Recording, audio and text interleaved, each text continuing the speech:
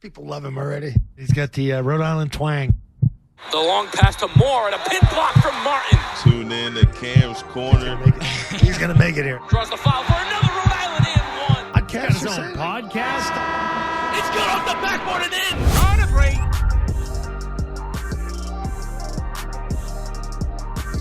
break. We are back, guys. Welcome back to another episode of Cam's Corner, Season 3. I want to say episode 17. Let me double check really quick. I want to make sure this is the correct episode. We're on that pathway to 100. Episode 19 of Season 3. 87 overall, so on that milestone of 100, almost there. Zach Austin, the Rhode Island women's broadcaster on the radio over at Learfield, is in the building tonight. Zach, thank you so much for joining me. Yeah, thanks for having me on, Cam. I'm really excited to be here. Yeah, for sure. It's a long time coming. I wanted to have Zach in person. Zach just graduated from the University of Rhode Island in the fall, so now was always full-time with Rhody women's basketball. But now you don't have to worry about classes. This is your full-time gig right now. Been doing that since last year. We'll get all into that, dig deep into the experience and how it's been. But for you, just tell the viewers where you're from and where that passion for sports really sparked. Because obviously, like growing up, I'm sure you had idols in the sports broadcasting realm. But just talk about the passion for sports growing up. Yeah, so I grew up in New England. I'm from Massachusetts. It's from a town called Milford. It's about central Mass. And, obviously growing up in New England, I always followed the New England sports, particularly the Patriots and the Celtics, two of my favorite teams. I actually just went to the Celtics game the other day against the Pelicans, got the nice win. But I've always enjoyed watching sports growing up, particularly, again, those two teams. But I think as I grew up, I think my interest in it grew. I never knew for sure that this is what I wanted to do, but I'd be watching, let's say, a Patriots game on TV, and, I'm very into it. So I'd say something, and then the announcer would say that exact thing like a second later. And I'm like, I think maybe I could do this. And so, eventually, eventually I got to URI, and that was something that it was an option I could explore and kind of dive into that interest more. And then I haven't really looked back since. Yeah, that's funny you say that. Like I would watch games with my dad too, and he would say something like right after the play happened, and then the announcer would say the same thing. He's like, "I got an act for this. I could do this." So when I was a kid, I was like, "Oh, that'd be so cool to like be able to do that." I never really had like growing up. I didn't have any like idols that I was like, "Oh, I want to be like him when I grow up." I wanted to play basketball when I grew up, and obviously when COVID and when all that kind of reality check happened, I was like, all right, I got to figure out a pathway. And I'm sure like COVID was a tough time for you when you were graduating your senior year. I think we're the same age, so you graduated a semester early. I got one more left right now in the spring. But what was your mindset like at that point when you chose Rhode Island? Yeah, so in high school, I really was into tennis, playing wise. I played every year in high school. I was supposed to be a captain my senior year, and I'm not going to lie, I didn't have a lot of fun my senior year of high school. I was over it at that point, and the one thing I was looking forward to in the spring was playing. And I think we had just started our captain's practices, which were not my favorite thing, but you get through that, and then the season's here. And then sure enough, that week, everything shuts down, and then you kind of could tell right away it was not going to go well. So that was disappointing. I feel like I got over that pretty quick, though, just because it was a quiet time. You could kind of reflect on things a little more. But at the same time, as we were, deciding on schools. And I didn't really apply to a lot of different schools, mostly just state schools in the area. I know a lot of private schools have, like, funding problems, especially now you consider COVID. I kind of wanted to avoid dealing with that. So that was my main motivation, too, for where I applied. And ultimately, out of the few that I did, URI seemed like the best fit. Again, not too far away from home. They had a lot of different options. So I knew I wanted to explore, sports media and journalism and those things. But I knew if I just didn't like that, didn't enjoy it, there might be other options for me. So that's why I picked URI. And then obviously freshman year during COVID was crazy, too. But at that point, it was just get involved. I was willing to do whatever it took to kind of be a part of something. I think I joined the student newspaper, The Cigar, like right away, first week. And I was a little bit involved with WRIU by the end of the year. I actually got to go to some women's games that year, even though there was no fans, which kind of sparked my love for the team. And then at the end of the year, I was going to be on the e-board for the next year, and then it kind of progressed from there. Yeah, refresh my memory. When did Tammy start becoming the head coach? So she took over the year before our freshman year. So Okay. that was the 2019-2020 season. Gotcha. So our freshman year, she was there, and that was like kind of like your first introduction to her, basically. Yeah. Yeah. I went to, I think, 3 games, 2 of them for the newspaper. I was supposed to call one of them, actually, for WRU, and it didn't work out. And I was like, oh, man, I don't know if I'll have another chance to do this. But again, going and seeing that team play, they were so much fun to watch. And I actually also had a chance to cover their A10 tournament game remotely. They went down to VCU to play them. I watched from my dorm room, and I had the time of my life covering that. I wasn't even there. So, Again, that team was just so fun to watch. And I'm like, any chance I have to tell this story, I want to take it. For sure, yeah. And did you have any – I mean, at high school it's a little different. I know I talked with Stone Freeman, who's, again, been the pinnacle of a lot of Rhode Island broadcasts and helping a lot of students as well, guest speaking at the University of Rhode Island. But he told me he did a lot of high school stuff, like obviously writing, tried to like broadcast, public address with his high school at Bishop Hendrick in Warwick. And I wanted to know if you had anything like that in high school, or was it kind of just like right when you were applying for schools, you saw sports media, and then you just kind of took it and rolled freshman year? Yeah, and to your point, Stone has been amazing. Certainly in my journey, he's helped me so much, and there's not too many better role models you can ask for. But no, I'd say my high school experience in that sense differed quite a bit. I didn't have any avenues to explore broadcasting. I think my town had like a station, and maybe you could help out with like cameras and stuff. But that never really appealed to me at the time. And we did have a school newspaper, but it was very small. It wasn't the most well-oiled machine. I did what I could with it, but ultimately most of the things I did there wasn't sports related. So I had written stories before I got to URI, but I never covered sports, which is why I wanted to do it so bad. And again, I think it was a very good decision. But to make a long story short, no, I didn't really have any opportunities before college. So that was my first experience getting into sports media. Yeah, me either. And it kind of like similar to you, like you loved playing tennis in high school. That was like your passion, playing sports, and that kind of really sparked your interest in getting into sports media. And for me, it was basketball. And I thought I was going to play like at Division III, and then again, COVID and all that stuff happened. But I had no kind of similar, I had no like pathway on like really what I wanted to do. Like I wanted to work in sports. I just didn't know what it was. And then when I was at Rick, I realized that the programs weren't the greatest, but I wanted to do like broadcasting. And, once that whole year was done, a lot of games under my belt, I was like, I'm going to transfer to URI, see if I can get back in. And, long and behold, everybody that I contacted told me to get in contact with you, with Kyle Standing and Adam Bernstein. So they were huge in my whole process. They graduated. Kyle and Adam graduated last year. You just graduated in the fall. So just kudos to you guys again for helping me out throughout the whole process. And I guess that transition from freshman year to sophomore year, fans are back in the Ryan Center. You kind of have more of a grasp on what you want to do. Did anything kind of seem like crystal clear? Was it more like, okay, I want to stick with broadcasting, do all the other stuff on the side to be versatile, but was it more like, okay, this is what I'm going to stick with? So after my freshman year, again, I had not broadcast a single game. I think I had helped with one, like in studio for WRU, the student radio station. I was on the e-board, so I knew I'd be calling games, but I was still with a cigar, and that's the thing I had done the most freshman year. So I think, again, at that point, I was going more for versatility, but it was actually a funny story. It was the week before we moved in sophomore year, so this was right before Labor Day. The ESPN Plus broadcasts were starting to ramp up a bit. And I got a text from, at the time, the station manager for WRU, Will Pipicelli, who, again, has been a great role model for me. He's helped me so much. And he said, hey, ESPN Plus is looking for a color commentator for the men's soccer game. It's Rhode Island and Providence on Labor Day.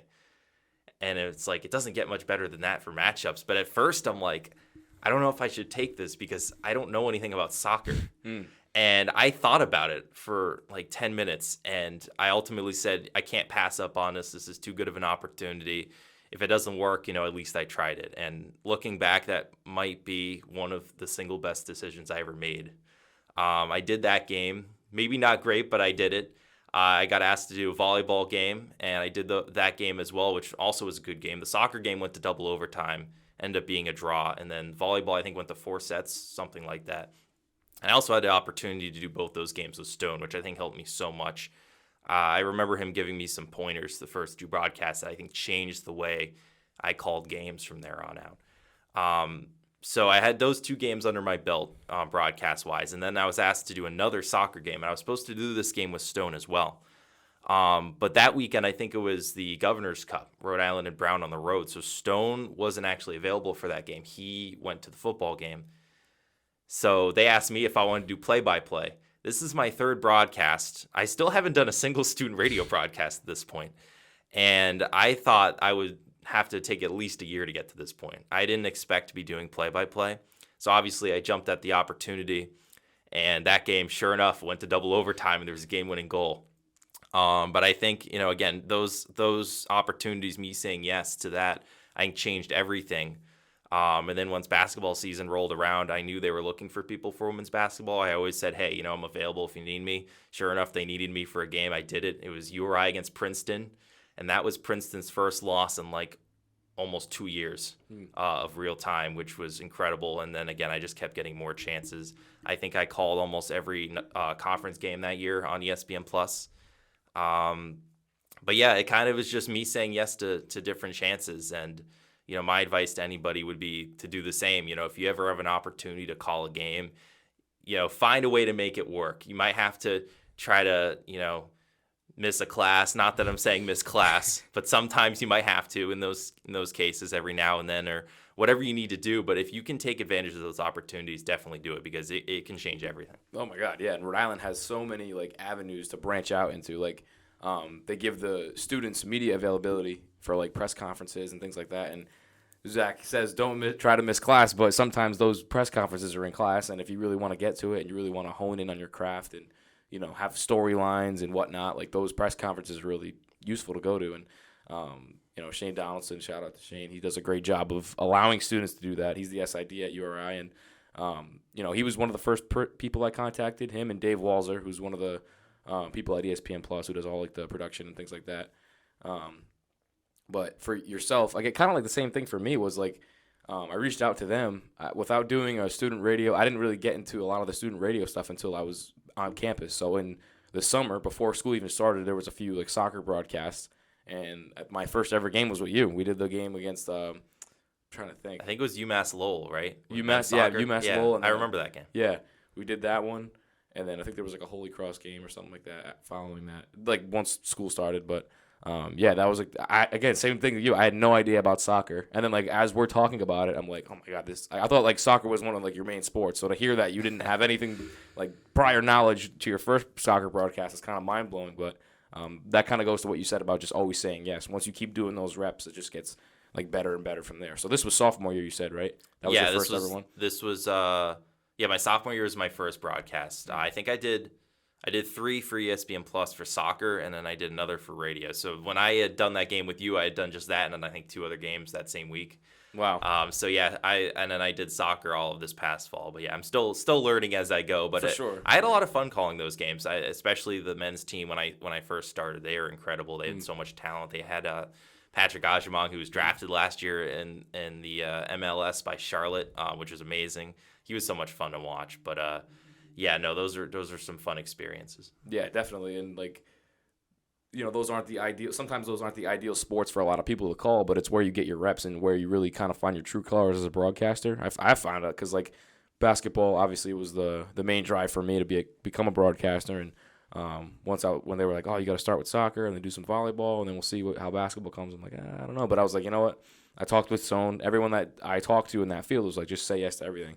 And then again, when we had a conversation before the broadcast, meeting you, and you said the same exact thing. The same kind of thing applies for your journey and everything like that. So I guess that summer from sophomore year to junior year, when did the internship process kind of start and kind of click in your head, and when did those opportunities start to open up? Yeah, and again, shout out to Stone because I think he really helped make this possible. But I didn't really have much of a plan because, again, my main goal going into college wasn't necessarily to be a broadcaster. It was something that I really enjoyed doing.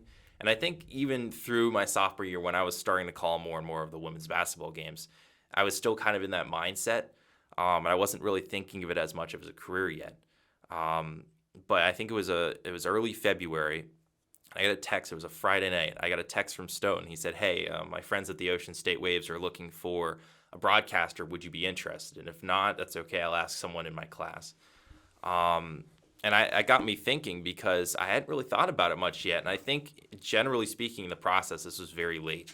And again, I didn't really have any plans, so I'm like, yeah, let's go for it. And I quickly got in contact with the Waves, and they brought me on, and that was a great experience. And again, baseball is not one of my strongest sports either, but kind of to the point you alluded to, take advantage of every opportunity. And that was my first introduction to a lot of things that help me out now.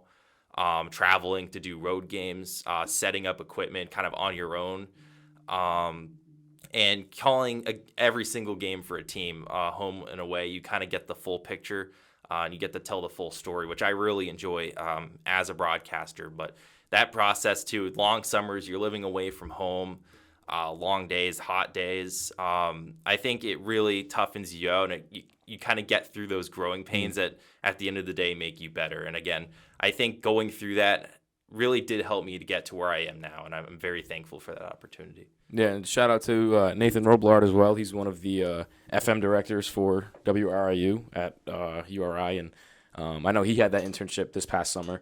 He told me a lot of stories where, things weren't going right, and a lot of memorable stories where it's like, this is one, why you do it, because you have those memories again to look back on, but it's like, all like the hardships and steps that you took to get to the point that you're at now. So did you have any stories like that, like in the summer, where you look back and you're like, oh, this is like, why am I doing this? But it made you a better broadcaster and a better, like, I guess, person too at the end of the day. Yeah. So, there were times, certainly early in the year, where things were not great. And more often than not, you'd be more frustrated than excited to do a game. I remember the main thing for me was the Waves did not have a camera. And, I'm not going to get into all that, but it was a streaming broadcast. You needed a camera too. And we didn't have one. And, I don't own one. I'm not paid to do this. I'm not going to spend my own money on a camera. So ultimately, we ended up using an iPad for the entire year as our camera, which not the best. But again, I wanted to, help make the quality of the broadcast better. I remember at the preseason call, the commissioner of the league said that he didn't really like the way our broadcasts were in the past because our press box was kind of to the side on the right and the angle was all weird. So I'm like, all right, why don't we make a way for this to be a straightaway angle you can see the entire outfield, because it's a one-camera production. So we did that. So that was successful. I'm happy we did that. Then there'd be times we had this old, like, dusty mixer that was sitting in the press box. That was our mixer that we used. There'd be times where that thing just would not work. And then that's not even to mention, the streaming software that we used at the time, which I had to run off my own personal laptop. So I had all my notes on there. Then I had to run that. I don't know how my computer survived that. But again, that's kind of part of working through those type of things. And by, the midpoint of the year, I think everything was running pretty smoothly. But it makes you better. And then once you're able to, not have to think about those things as much, you can really start to enjoy the product on the field that you're seeing. And I think that's the most rewarding part about it. Do you feel like that made you like an even better broadcaster than you were at the time? Because again, baseball is not a lot of people's strong suits, but it's, again, those days, Stone was saying it the other night, like, you're broadcasting like almost every day of the week. Yeah. I mean, there'd be days where the biggest trip we took with the Waves was we did a doubleheader up in Vermont, like way up. And we don't stay overnight on these trips. You take the bus up that day of, and then you take the bus back. So we left at, I think, 9 a.m. We got there whatever time it was. It was like a 5-hour bus ride, which now I've done a million of those, so that doesn't even faze me anymore. But at the time, that was, really long. We played 2 games. We left at probably, 10 at night. Got back at 3 a.m, and we had a home game the next day. You just kind of turn around. So I think, again, that's part of the experience too. But it definitely makes you a better broadcaster. Doing things you're not necessarily comfortable with, right.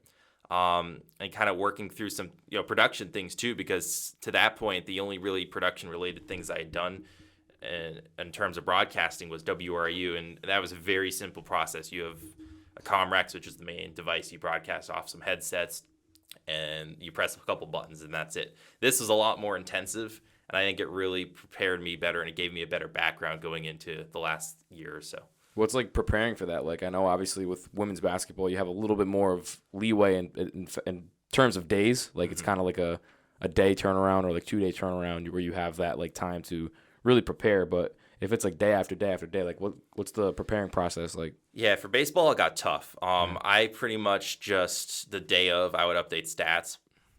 I would. So I didn't I started handwriting my notes when I first started broadcasting, and I realized very quickly this was not going to work for every game because that summer I did 33 games. So I ended up some of the other broadcasters that first week I noticed used this app called Microsoft OneNote.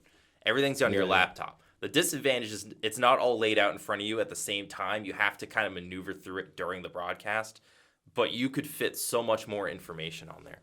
So that is something I started to use, and it was great. It was easy to do day of, when I needed to update numbers. But sometimes if I had like an opening in the morning, day before, I just add all the players from the next team.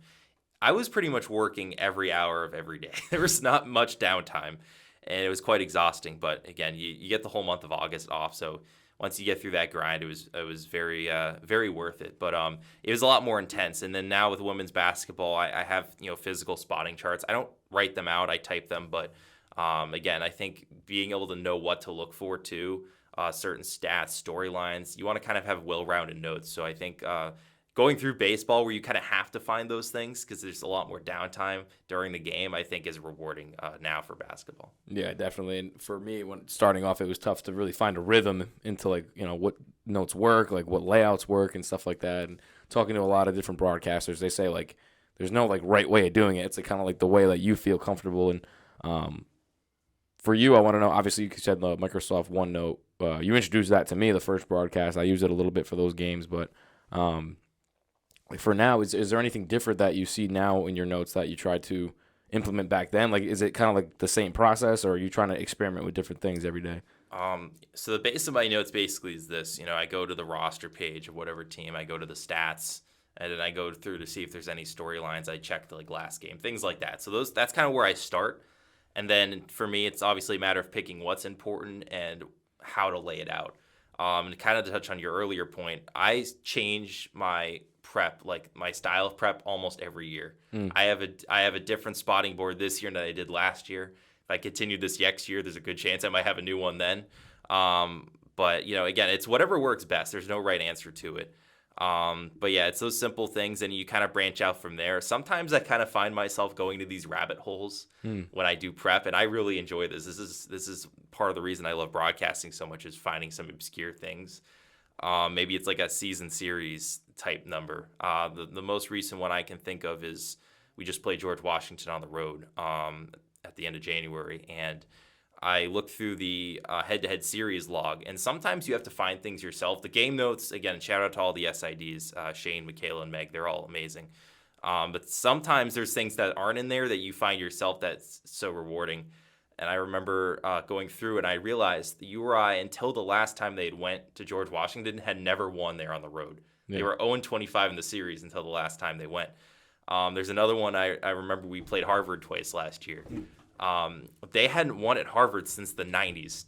I think it was the 95-96 season. Both teams actually made the NCAA tournament that year. So it was discovering that streak, then discovering that year both teams made the tournament, which is the only time that's ever happened. Sometimes I'll see a player played against another player years ago, and then they were teammates, or there's some other connection. Like any little thing like that, I just love. And even if I don't mention it on the broadcast, I think it gets me more, it gets me excited for the matchup, and just knowing the little intricacies of the stories that you're telling. And that's so rewarding as a broadcaster. For sure. And that jump from sophomore year now to junior year, that's when we met. Did you have any other internships besides the Waves, or was that your only internship? Yeah, so the Waves, I did that between my sophomore and junior year. That's the only internship I did. I decided to take last summer off, which was a tough decision for me. Part of it was I was so, wound up with schoolwork and broadcasting during the time that a lot of those positions were open that I just missed it. But it was a conscious decision too, because I had experienced that the last summer, and then I also had traveled during the year too to do basketball. And I hadn't had a lot of time to be home. I think I was not home a whole lot that year. And again, being from New England, I've only ever lived in New England. It's easy to get homesick when you're gone that long. And so I wanted to take that time to myself. I also knew, especially in this business, there is a really fine line and a balance between getting experience and then making enough money to live on, which isn't something I have to think about a ton right now, having just graduated college, but that's something that's always been on my mind. and you have to make decisions about that. You have to, do you sacrifice experience or do you sacrifice, how much you can make? And I really did sacrifice that when I did the waves. So I opted to take the summer to just build up some money, build up my bank account. And I didn't do any broadcasting, but I think I was okay with that decision because I knew, especially compared to a lot of the people that do summer baseball, that's their big thing. That's, as a student, that's what they get to do because a lot of them go to these bigger schools like Syracuse or Notre Dame, Penn State, Ithaca, all these big broadcasting schools that they don't necessarily have the chance during the year because there's so many people doing broadcasting. They might not get consistent reps, and that's where they get that. I knew that between women's basketball and the other sports I was doing at URI, I didn't need to worry about reps quite as much. It's always good to get more reps, and I would have welcomed that. But I wanted to prioritize myself a little bit, so I did take last summer off. But between the waves and everything else, no other internships, and then of course women's basketball came along, and that's what I'm doing now. Yeah, I mean, just kind of run me through that. Run me through the story of how Rhody women's basketball came into your lap. I mean, I know obviously that's not the greatest way to explain it because there's a lot of hardship and a lot of different experiences that you had to do to get to that point. But obviously the SIDs and the people in charge, they saw something in you that they wanted to implement in the Learfield broadcast. So just run me through what that day was like, the timeline of events that led up to you becoming the broadcaster for women's basketball. Yeah, and I agree with you on that. It didn't necessarily fall into my lap, but I think it's something that I certainly, I think it's because of the work I had put in my first 2 years that I was in position for it. But I remember I was actually on vacation. I was in San Diego. This was our last day. We were flying home that day. Me and my family were on vacation. I got a text from Shane Donaldson, which is very rare. This is July, so this definitely piqued my interest. And he said, "Hey, I have an opportunity I'd love to talk to you about. Are you free sometime this week?" And I knew I could meet with him in a couple of days, so I'm like, "Yeah, I can come in." And again, this whole time I have absolutely no idea what this is, but I had this gut feeling that this was something important. That if this is something that they wanted to bring me in for, but at the same time, I'm like, what could it possibly be? I thought maybe they'd have me right leg go Rhody recaps or something, which there's nothing wrong with that, but that's kind of the scale I was expecting. So I go in to Shane's office a couple days later, and we catch up, and then he walks me down to a different office. And this was a very new looking office. Learfield was actually moving into this office while I met with them. And that's where I had the opportunity to meet Matt Swiss, who's the general manager of Rhody Sports Properties, which is part of Learfield. And he's amazing. He's helped me so much as well over the years. And I'm so grateful for both of them. But they sat me down, and at the time, there was no radio for women's basketball. They had it for men's basketball. They had it for football. And that was something that was in the back of my mind the year before when I was doing ESPN Plus, was that would be so cool to have a radio broadcast that does the road games and all the games because they're so good and they deserve the coverage. And so when they told me, hey, we're thinking of starting women's basketball broadcast for Learfield and we want you to do it, I was so excited. I probably looked like a kid on Christmas because that was something that I'd always thought would be such a cool opportunity, and the fact that they saw what they liked in me and they wanted me to carry that out, it meant the world to me.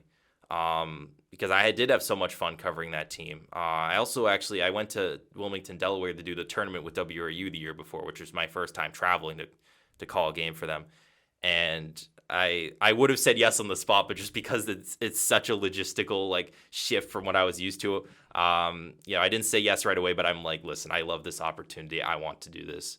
And sure enough, I did, and kind of we've been rolling ever since. But it's such a great opportunity, and it might seem dramatic to say this, but I do think it was really life-changing for me because it kind of shifted my trajectory from broadcasting being more of an interest and a hobby that I explored to something that I could seriously build into a career.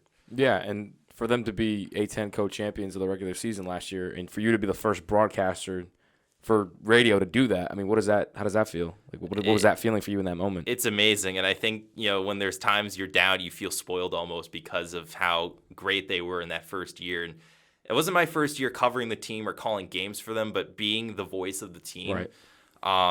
It was great, to see every step of that journey from day one to the end. I think is so rewarding as a broadcaster when you've seen the highs and the lows of the team. And sometimes you don't necessarily know how good you have it having that happen in year one, but I knew that we were witnessing something really special, and that really culminated in the day they won the title, the regular season title. It was the regular season finale at home against Dayton. And when you're doing a game, you're in the moment, you're calling the game, and you don't really think about those type of things, especially when it's something of this scale that's never happened before, and I've certainly never experienced. But then once the final whistle sounded and the confetti started falling, things changed. You started to feel the weight of the season and what happened, and it was just such a surreal feeling seeing the confetti come down and getting a championship T-shirt. I mean, all of that is just so cool, and I wouldn't trade it for the world. Yeah, I mean, talk about too like the interaction you have with like players and the coaches. Obviously, Coach Tammy Reese is an outgoing person to say the least, but you get to spend like this quality time with them off the court as well. Just talk about how I guess welcoming they've been in these past 2 years too. They've been amazing. I mean this when I say I don't think that a lot of places would treat someone like me in this role quite as well as this team does, because they're amazing. They're great coaches and great players that we've seen, but I think the thing that's harder to appreciate is just how amazing people they are. Whether it's just something as simple as this or how they've given back to Rhody Nation, or especially with the fundraising stuff and all of the interactions with the fans. They are top notch.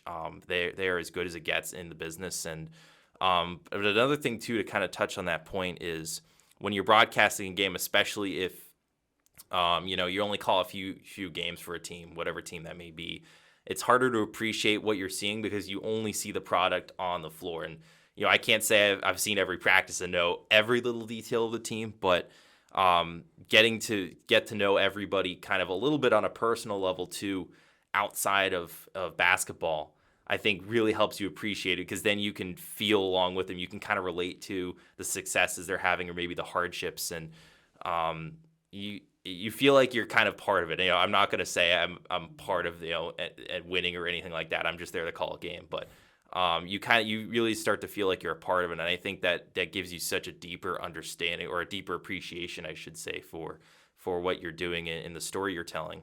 And now that I've experienced that with basketball and with the Waves too, that was the first time I experienced something like that, was traveling with the Waves, and it made my transition to women's basketball so much easier because I had traveled before. I had gone to road games and called those before, which made life so much easier. But now, looking forward to my career, I hope I can be in a position where I get to call every game, where I can be, maybe the main announcer for a team. I think that would be so fulfilling for me. That's kind of a goal of mine now. That's something I didn't realize I wanted before, because, even with women's basketball, I called all their home games. I had so much fun doing that, but that was like the tip of the iceberg. There's so much more to it than that. And I think I've really gained a deep appreciation for that over the years. What's been your most memorable road game? Your first time really traveling with a team, like something that you can think of that will always stick with you.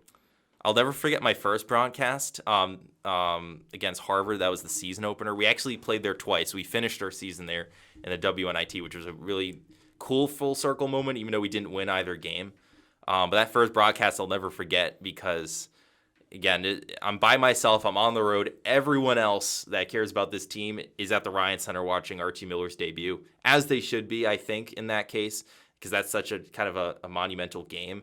But it was kind of a lonely feeling being on the road, being on a solo radio broadcast and doing this for the first time. And I knew it was going to be kind of a tough adjustment for me because I hadn't done so much radio at that point. But I remember testing my sound and going through the spots and hearing the narrator say, "Here's the voice of Rhody women's basketball, Zach Austin." I just thought that was the coolest thing. I'm like, all right, I'm where I need to be. And this is what I meant to do. And that game was rough. The stats were not working in the second quarter. And again, being new to this, doing radio and being by myself and not having stats, that was not fun. But I'll never forget that because it was a great learning experience and it was the start of something amazing. But to answer your question, maybe in a more conventional way, I'd have to say the A-10 tournament last year.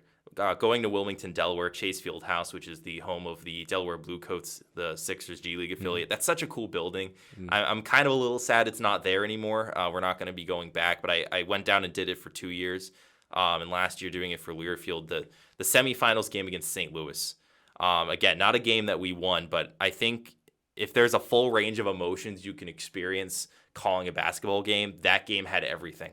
You feel the despair. You go down by such a big margin right out the gate. St. Louis, threw not just the first punch, they threw the first 5, and you think there's not much hope of coming back, but then they slowly start to make their way back, and you're thinking, do they have a chance? Because this is history on the line. This is a chance to go to the finals, a chance to come back from an insurmountable amount, it seems, and they had their chances to tie, and they just missed it. But there were certain times in that game where you just get so caught up in the emotion of it, and you just never forget that.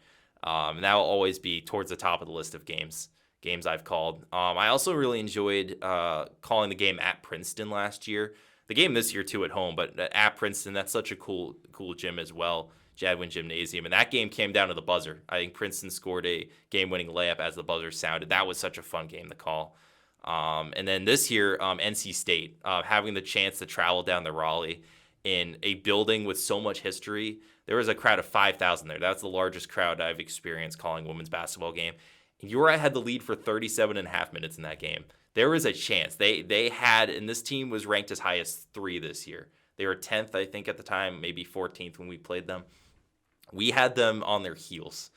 And, oh, man, that would have been such a cool win. But, again, being able to experience that atmosphere and that type of game against that quality of opponent is something that I'll never forget. Definitely. And the career, when you look back at it, I mean, those memorable moments really stick with you. And having so many amounts of opportunities to do that, it's super rewarding, and obviously at this level too. But you talk about the memorable games, you talk about the hardships and all that stuff. We talked about, again, Tammy Reese, how much of a outgoing person she is, and how personable she is too, not only with like the media, but with of course her team, yourself, and everybody else on staff. Do you have a memorable like Tammy moment or Tammy story that you'd like to tell? I do.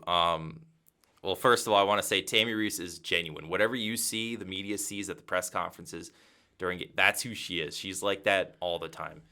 She's a genuinely amazing human being and a great basketball coach. And I think, I'm extremely lucky to have a chance to cover, her and her teams over the years. But I remember, again, back to that first trip, we went to Harvard for our first game last season. And at this point, I'm still kind of out of my element. This is the first time I've traveled with the basketball team. This is the first overnight trip I've done. Thankfully, it was in a place I was familiar with. I'm from Massachusetts, so Harvard wasn't that far away from me. So it was familiar in that sense, but I was still kind of getting used to the way things worked. And I'd be lying if I said I wasn't awestruck when I first went on that trip.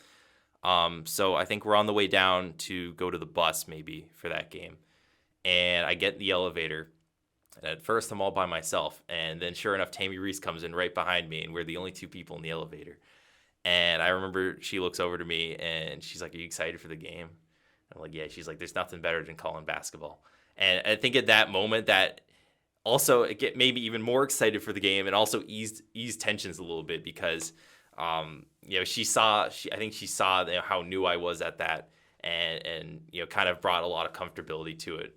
But at the same time, again, the excitement. I'll never forget that interaction because, some coaches might not do that. They might just be like, "Oh, this is, the new broadcaster that travels with us, whatever." But she took that time to make me feel welcome and make me feel like part of the group, and I'll always appreciate that. Yeah, she's, again, the best. I mean, I wish I covered a little bit more Rhody women's basketball, but, being able to hear her and the way that she speaks, you can just tell that she preaches all of that in practice and, of course, during games and things like that. But like you said, super rewarding to have that opportunity. And you look back at your entire journey, as we talked about it throughout the podcast. Is there something that you would tell your younger self or your younger, years prior before this one? Kind of the same thing. I would just tell myself, be confident in what you're doing. You're on the right path, and obviously take advantage of the opportunities you get. Make the most of it too is important. It's not just about having that opportunity; it's what do you do with it. You just going through the motions, or are you kind of maximizing it? And I think that's something I'm still working on. Is kind of appreciating more of where I am and what I'm doing. Because again, it is easy to get caught up in things, especially in the middle of a long season when you're on the road a lot and you're just working. It does get hard to appreciate, but I think being able to look on those moments and again appreciate what you're doing and and know that, you're on the right path, you're doing the right thing, and this is what's going to help you moving forward. I think certainly helps a lot, and that's something I tell myself is appreciate every moment. Do you have any plans for the future? Or is it kind of just rolling with what you got right now with women's basketball? Yeah, so I'm looking around for jobs now that I'm done with school. I love calling Rhody women's basketball games. If I can continue that in the future, that would be amazing. I'd be very happy.